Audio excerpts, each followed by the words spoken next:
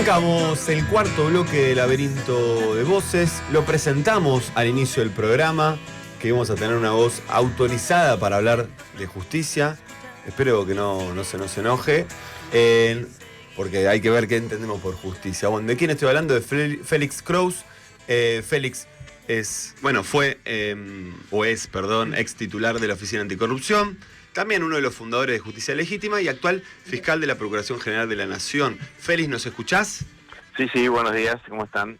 Muy bien, Félix. Bueno, un gusto conversar con vos. Gracias por tomarte este ratito. Y te decía esto, que no te enojes con lo de ahí especialista o voz autorizada para hablar de la justicia, porque vos sabés que hay mucha gente enojada con la justicia. Hay otro que cree en la justicia, hay otro que duda. Así que vamos a arrancar un poco por ahí, Félix, que te queríamos preguntar.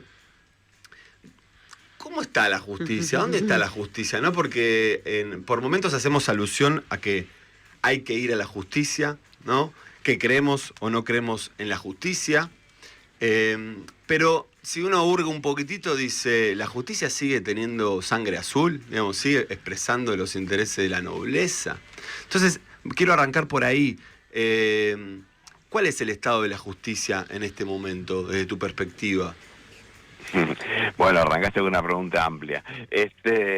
Yo te diría, primero lo que hay que precisar es que hablemos del Poder Judicial para acordar términos, digamos, porque la justicia es un valor y el Poder Judicial es una institución del Estado, como es el Poder Legislativo y es el Ejecutivo que es ejercido por el Presidente. La primera conclusión que uno puede sacar es que aquí hay algo bien interesante, y es que el Poder Judicial ha logrado instalar en la retórica pública que encarna un valor. Y porque, por supuesto, ni el Ejecutivo ni el Legislativo se denominan ni por un valor ni por el producto que generan. El Poder Ejecutivo no se llama la Administración, el Poder Legislativo no se llama las leyes, el Poder Judicial se hace llamar, o todos lo llamamos, la justicia. Este es un primer tema y hunde sus raíces, bien lo decimos, en sus orígenes aristocráticos, oligárquicos, en regímenes no democráticos, digamos, ¿no? Recordemos que ya en la Revolución Francesa, una de los estamentos, digamos, que eran resistentes a los cambios impulsados por la burguesía, eran el Poder Judicial, junto con la nobleza, con el clero y con la monarquía. Esto para ponerlo en perspectiva histórica, para entender a qué linaje pertenece y cómo se expresa esto, aunque sea en la nominalidad y en la conversación pública sobre este asunto. Ahora, en los países federales, que en América somos tres, en México, Brasil y nosotros, hay poderes judiciales por cada uno de los estados que componen, estados locales, digamos, que componen ese estado nacional, mal llamados en la teoría política contemporánea estados subnacionales, cuando son estados constitutivos de la nación, como forma de organización política del Estado, ¿no? Las provincias de Argentina tienen sus poderes judiciales y después está el Poder Judicial Federal, que es el que está más en boca de todos, porque es así donde se definen los asuntos de mayor trascendencia, digamos, tanto económica como política. Y ahí digamos que hay un núcleo muy duro que está encarnado por los tribunales federales de la capital, pero no solo por los tribunales federales de la capital, pero digamos ahí está el sector más concentrado del poder, que viene siendo objeto de prácticas muy degradadas y de críticas muy enfocadas desde hace una década y media por lo menos, ¿no? Espera, ahí te pago una pausa, Félix, porque sí, parte de nuestro interés de conversar con vos tenía que ver con, a ver cómo nos acercamos a un poder que en principio no es muy democrático. Vos dijiste linaje, no, pero habría algo ahí en sus orígenes, pero que es un tema complejo. Hay toda una institucionalidad jurídica que creo que la mayoría de la sociedad desconoce. Entonces, si tuviéramos ahí en mente la institucionalidad jurídica, ¿no?, como tal, del Poder Judicial, vos dijiste, ya la palabra justicia, corrámosla, hablemos de Poder Judicial. Sí. ¿Dónde tenemos que pensar, ¿no?, que están más los focos de intereses, o dónde deberíamos poner la atención? ¿En qué herramientas o qué instancias de esta institucionalidad jurídica? Una es la Corte Suprema, me imagino. No, contra lo que se piensa hay que pensar en todo el Poder Judicial, porque el Poder Judicial tiene una estructura feudalizada en el doble sentido, en capas jerárquicas y también en la extensión, en la reticulación territorial. Cuando yo digo que el Poder Judicial federal es distinto de las provincias, omití decir que también está dividido en secciones, en jurisdicciones, donde distribuye su área de incumbencia, que en general coinciden con las provincias, pero no solo. En provincias como la grande, como la provincia de Buenos Aires, por ejemplo, hay varias secciones judiciales. Digamos, a una de ellas puede pertenecer, por ejemplo, la Cámara de San Martín, en el conurbano, ¿no? Otro el Mar del Plata, otro Bahía Blanca, para señalar, digamos, los grandes cortes, ¿verdad? Porque, bueno, la provincia de Buenos Aires es el equivalente a una nación europea, de modo que, o a una, bastante más grande que varias naciones latinoamericanas. Allí hay varias secciones judiciales. Nosotros tendemos a creer que la Corte es la clave de todo esto, y por supuesto que es muy importante, pero en el gobierno de Néstor Kirchner, francamente, se cambió de raíz la Corte, se nombraron muchos jueces muy honorables, algunos de ellos derrapando, algunos muy rápido y otros despacito, pero ese pescado podrido al que se le cambió la cabeza no se saneó de la cabeza para abajo. Yo diría que es tan importante como la Corte, que es el árbitro final, la entrada al sistema judicial, que son los jueces y los fiscales de primera instancia, que son los que definen si un asunto sigue o si un asunto no sigue. Los jueces y los fiscales de primera instancia es donde deberíamos estar pensando o viendo quiénes son o a quiénes representan. Si juegan en la quinta, si juegan al golf, si tienen un equipo de fútbol, ahí hay que mirar. Hay que mirar eso, que puede expresar una cuestión de clases, de estilos, la imitación de la vieja justicia. Esos jueces que vos describís por esas prácticas eran conservadores de viejo cuño, y hasta el principio de los 80 eran la expresión de una justicia que no era para nada la ideal, pero que era infinitamente menos dañina que esta, porque si bien procuraba impunidad para los sectores del poder y no quería problemas con la política, más bien la despreciaba, no era una herramienta de persecución política de opositores, ni había sospechas masivas de corrupción. Ahora me parece que la degradación es una especie de gangsterización del Poder Judicial, muy de la mano con una especie de lumpenización de la magistratura que vino a instalarse con el menemismo, ¿no? El menemismo cambió con la reforma judicial del año 92, permitió multiplicar los cargos de jueces. Eso produjo un ascenso vertiginoso de muchas personas muy jóvenes, entre ellas yo, que fui fiscal con 26 años, con jueces de menos de 30 años, y también con el ingreso en esas vacancias producidas de un montón de personas que pertenecían a otras tradiciones, vamos a decirlo de un modo elegante, y que claramente cambió las prácticas, las visiones y el rol del Poder Judicial en aquellos años. Mi análisis es que esa reforma estuvo destinada bajo el paraguas de una modernización, que en el Poder Judicial nunca es tal, porque siempre se llega 50 años tarde a todo. Claro, es una modernización, es como si estuviéramos hoy inaugurando la radio del transistor, ¿no es cierto? Más o menos. Lo que quiero decir es que bajo ese pretexto de la reforma judicial se enmascaró la ingeniería de un sistema para brindar impunidad al menemismo. Eso fue bastante eficaz, por otra parte, ¿no? ¿Y esa ingeniería tiene algún color? O sea, te estoy escuchando y me estás tirando varias, así que te quiero hacer la pregunta sobre... Sí. ¿Esa reforma tiene algún color de las personas que integraron esos cuadros? ¿Tiene algún color político, partidario o algún tipo de interés? ¿O sería hurgar mucho? Es muy difícil pensarlo de esa manera. No, yo diría, en aquellos años era un sector muy variopinto, muy, digamos, al estilo de la corte del menemismo, ¿no?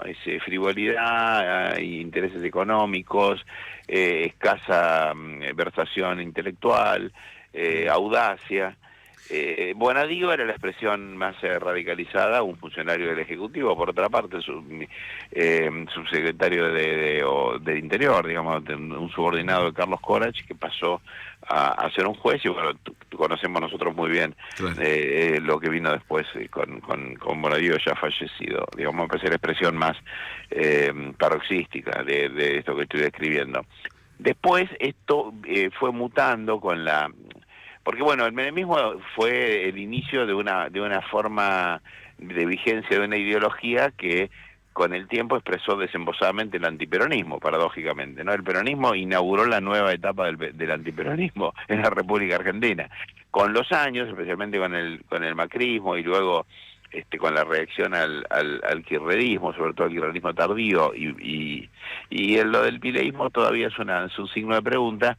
Me parece que la gran bandera, el gran partido del Poder Judicial es el Poder Judicial, ¿no? Hay una autorreferencia a sus propios intereses y su antiperonismo, al margen de los contenidos de clase, de los contenidos aspiracionales, porque muchos de sus integrantes provienen de clases subalternas y, por supuesto, con la mejora de su condición, sus intereses y sus valores no se corresponden con sus orígenes, ¿no? Esto como sucede casi siempre. En este sentido, ahora lo que, digamos, hostilizan al peronismo y su dirigente en tanto el peronismo desafíe ese status quo. Si no lo desafiara no habría ningún problema, como sucedió durante el menemismo, ¿no? Digamos, con el Poder Judicial celebró al ministro Carlos Arlanián, celebró al menemismo, que les proveyó de salarios monumentales, turismo por toda la Argentina durante un año, una reforma que le permitió a todo el mundo ser juez o fiscal. O sea que ahí, la verdad que si le dabas un ratito te cantaban la marcha, ¿viste? Y si le convenía, claro. Antes de meternos en los casos un poco más puntuales, algo te queremos preguntar del presente, ¿no? Porque podríamos estar hablando horas y horas y no te vamos a sacar tanta mañana, ya con un rato te tenemos que agradecer. Te quiero preguntar por tu papel en la Oficina Anticorrupción, pero más no solamente desde tu experiencia particular, porque habría una instancia que no pertenecería al Poder Judicial, que tendría algún componente de sus tareas, ¿no? Se mezclan muchas cosas en la charla, porque, digamos, habría que ver cuáles eran las funciones, si tiene que ver con el patrimonio de los funcionarios o algo más.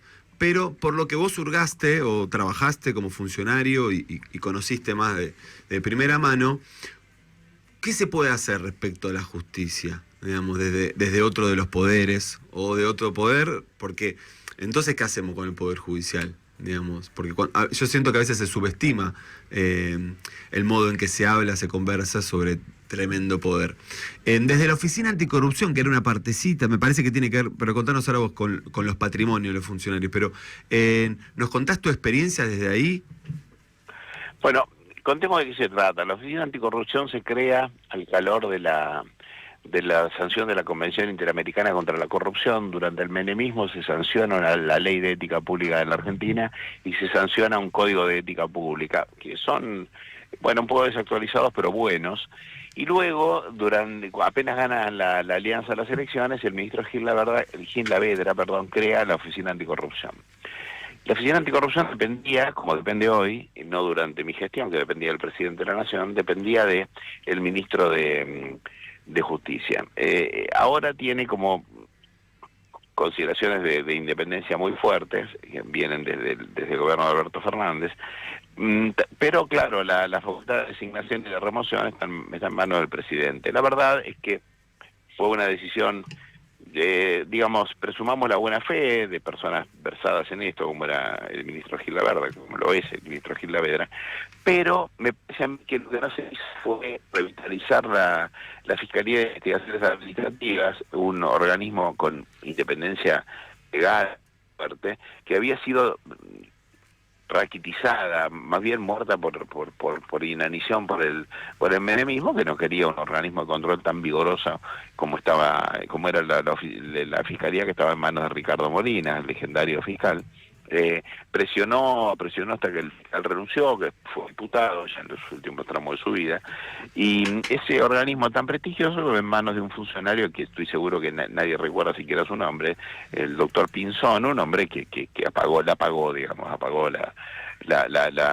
Fiscalía de Investigaciones, y en lugar de revitalizar ese organismo, que era un control cargoso, digamos, para con muchas facultades para el Poder Ejecutivo y los demás poderes también, creó la Oficina Anticorrupción, que no era ni limonada, porque no es ni un organismo de control en sentido estricto como la CIGEN, por ejemplo, no es un organismo de investigaciones como la Fiscalía de Investigaciones, no era un órgano de promoción de la transparencia pública, no porque no tuviera esas facultades, sino porque no fue la pata de las dos patas, la de investigación o promoción, que más apoyo recibió. Siempre estuvo ocupada por personas, o casi siempre estuvo ocupada por personas prestigiosas, y probas,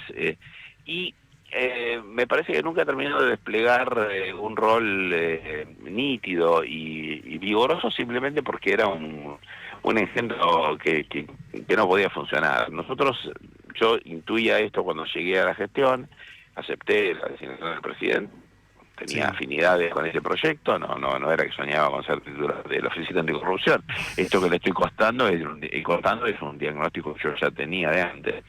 Y efectivamente lo ratifiqué allí, ¿no? Entonces, el área de declaraciones juradas, que para mí es el área más pertinente, que debe ser modernizada, es una deuda que está pendiente porque no nos dio el tiempo de la gestión, bueno, la pandemia y un montón de cosas, y los mismos de la burocracia del Ejecutivo que son realmente complejos en la periodicidad, digamos, de cada mandato, pero esa función perfectamente la puede cumplir la Subsecretaría de Gestión Pública, la puede cumplir la misma Fiscalía de Investigaciones, en fin, es como una función muy importante dentro de la Oficina de Corrupción en lo que es control, el único capítulo de control diferencial a mi modo de ver. Después el área de investigación es un área que fue más marketinera durante la gestión de Laura Alonso que eficaz. Y el área de promoción estaba muy apagada y nosotros dedicamos toda nuestra energía a trabajar en ese sentido, articular con el resto del Estado, hacer una red de promoción de la transparencia que ya existía por un decreto de Macri, pero que nunca se había activado. Trabajamos con organismos internacionales y dejamos al final un proyecto de ley que no tuvo avances, pero que es el modelo más moderno de los organismos de agencias de promoción de la integridad, como en España, como en otros países de Europa, que se replican en cada uno de los poderes del Estado y están destinados a establecer estándares y buenas prácticas de la gestión de la gestión pública, no solo en términos patrimoniales. Sí, claro, que no se limiten a eso.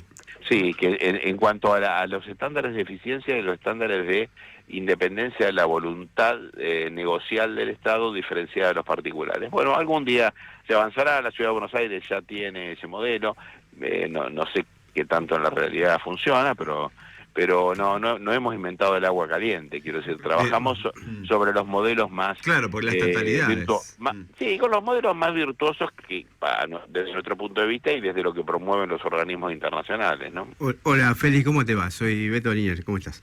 ¿Qué haces? ¿Cómo andás? Bien, vos recién lo mencionaste a Bonadío, ¿viste? Y uno no puede evitar pensar en Comodoro Pi, por lugar geográfico, por decir en algún lugar, pero seguro que ahí hay jueces probos, pero que los acusan de camporistas, pero también los que más resuenan son los que fallan en contra de los líderes nacionales y populares. Bonadío era un tipo con mucha suerte porque los sorteos le caían casi todos a él. Y vos hablabas recién de modelos, y yo pensaba, hay una forma de sanear Comodoro Pi, es muy difícil, y te lo relaciono con lo que está haciendo, con lo que hizo Claudia Sheinbaum en México, con la reforma judicial, y si es probable que se pueda hacer acá en Argentina. No, es absolutamente improbable en lo inmediato.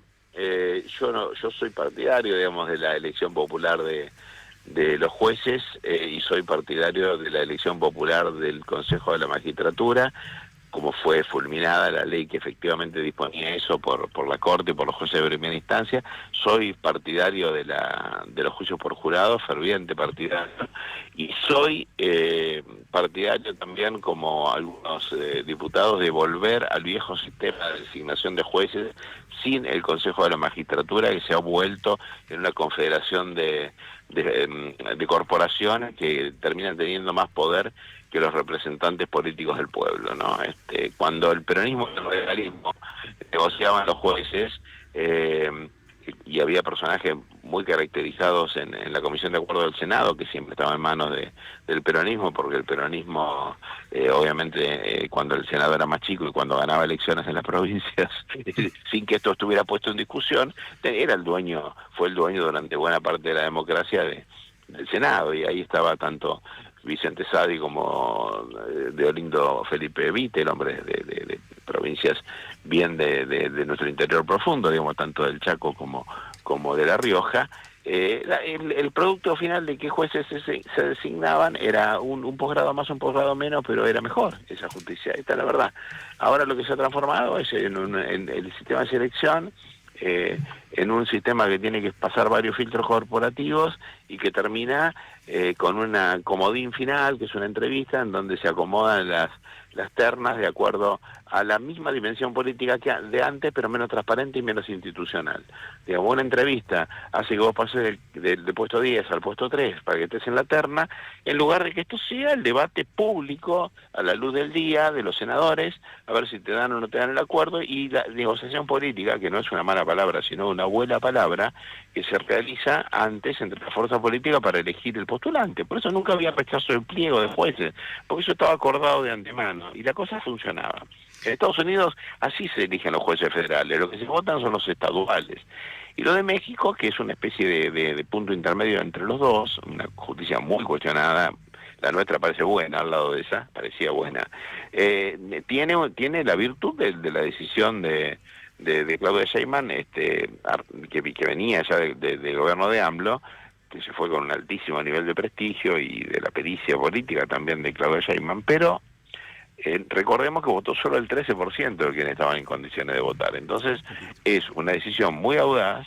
La Corte mexicana tiene por primera vez una persona, un abogado que viene de los pueblos originarios en México. Lo mismo pasó en Bolivia en los primeros tiempos de Evo Morales, rompiendo, digamos, el carácter de clase en sociedades tan racistas como esa, de esas altísimas instituciones. Son pasos adelante, pero a mí me parece que la clave de todo esto es consolidar el poder político de fuerzas populares que puedan, que tengan la suficiente lucidez de previamente promover el concurso o la vocación judicial de personas que no pertenezcan siempre al mismo sector. En Argentina se hicieron escuelas de formación judicial que en lugar de ir a las universidades del conurbano, a las universidades de las provincias, detectar los mejores talentos jurídicos y trabajar sobre la vulnerabilidad aprendida de tantos jóvenes que creen que, bueno, pueden llegar a ser abogados, pero ni sueñan con ser jueces, e instalar ese sueño como asequible, digamos, en gente que por ahí no ni se imaginaba que eso podía suceder. En lugar de hacer eso, terminaron siendo una escuela aburguesada más parecida a un posgrado de una universidad. Porque, bueno, los judiciales tenemos, a mí me gusta decir provocativamente y un poco en broma, pero mucho más en serio, que en tribunales somos todos conservadores, incluyendo los progresistas, ¿no? Ahí, Félix, me quiero meter porque nos estamos quedando sin tiempo. Estamos conversando con Félix Kraus, que nos estamos metiendo por la arena judicial, que es un terreno complejo, que en algunas cosas desconocemos, así que te estamos muy agradecidos. Félix, te quiero hacer una pregunta que vincula a la justicia con la política, con el actual gobierno, en donde hablar de democracia y de justicia parece un tema que tal vez es poco recurrente en los medios de comunicación, pero ¿cuál es tu mirada respecto a el tipo de propuestas, anuncios, legislaciones, también consignas de campaña, que utiliza el actual gobierno y el presidente Milei en la cabeza, que la verdad que son bastante anticonstitucionales y poco democráticos? ¿Cuál es tu mirada de la actual situación de la democracia en este momento? Bueno, con el Poder Judicial no se ha metido, no, salvo que el fallido intento de la designación de 2 jueces por decreto. Lo toma como privilegiado, no se mete ahí. No ha afectado los salarios, digamos, los recortes, que, bueno, ha querido recortar el presupuesto o atenuar los aumentos salariales, pero esto no ha prosperado. Ahí hay una defensa cerril del sector judicial en el caso de los trabajadores, sus derechos, ¿no? Solo que tiene una herramienta más fuerte para pelear sus derechos que otro trabajador. Digamos, el empleado de comercio en una paritaria no tienen capacidad de procesar un ministro, ¿no? El Poder Judicial sí lo tiene. Entonces ahí está un poquito más fuerte para sentarse en la mesa de la paritaria los jueces con el Poder Ejecutivo. Ahora, me parece que el tema de la calidad democrática no está en crisis, ya ha sido dañada, ¿no? Las palabras del presidente de ayer respecto a penalizar a no ya a la protesta social, que es una locura, digamos, la regla de golpear a la gente solo por manifestarse. Cuando veíamos carros hidrantes en la Argentina, en los gobiernos democráticos de Chile, en una manifestación nos parecía un espanto. Ahora gasean y atacan a periodistas, a legisladores o a socorristas como una regla sin que haya una provocación y sin que, por supuesto, esto produzca ningún tipo de reacción por parte del Poder Judicial, no de amparar a los mal detenidos, sino de procesar a los agresores, ¿no? Ahí hay una omisión cómplice. Y por otro lado, creo que las palabras del presidente de ayer diciendo vamos a penalizar a los diputados que voten contra el equilibrio fiscal, equilibrio que destruye este propio gobierno con el endeudamiento, porque eso también es equilibrio fiscal. Pero al margen de eso, es no solo un desconocimiento brutal de la Constitución Nacional, sino que el hecho grave es que siquiera que lo diga, porque hacerlo no va a poder hacerlo. Esto requiere, por supuesto, votos de la Cámara de las cámaras que no tiene. Remitámonos a la goleada de un par de días antes. Pero el solo hecho de que lo denuncie habla de una vocación fujimorista, de una vocación dictatorial, que no requiere que se dé un golpe de Estado con los tanques en la calle.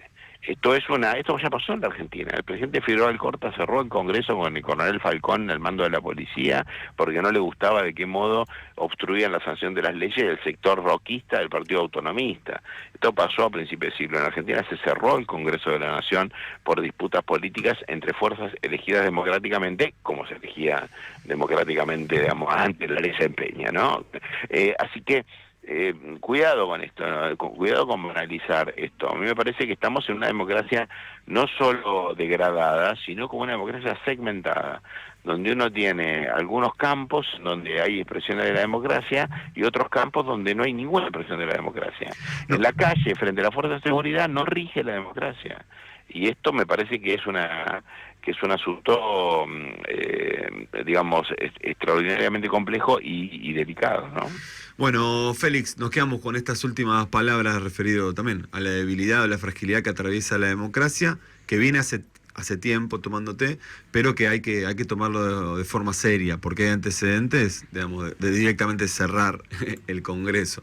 Félix, te agradecemos mucho, gracias por tu compromiso, por las palabras desde el principio hasta el final, y ya te molestaremos una oportunidad más. También te invitamos al piso cuando quieras, ¿no? Por supuesto. Sí, con todo gusto. Yo estoy cerca de la radio, pero hoy estoy muy lejos. Ay, perfecto, anotamos eso, que está cerca. Estoy cerca de la radio y con todo gusto voy a ir un sábado, pero bueno, hoy me encontraron lejos de Capital. Tranquilo, no te estamos acusando de nada. No, a mí, si me convidan con algo rico, voy rápidamente. Sí, vamos turnando, pero algunos días tenemos cosas ricas, así que la dejamos para cuando estés por acá. Bueno, mil gracias, Félix. Gracias. Bueno, adiós, un abrazo.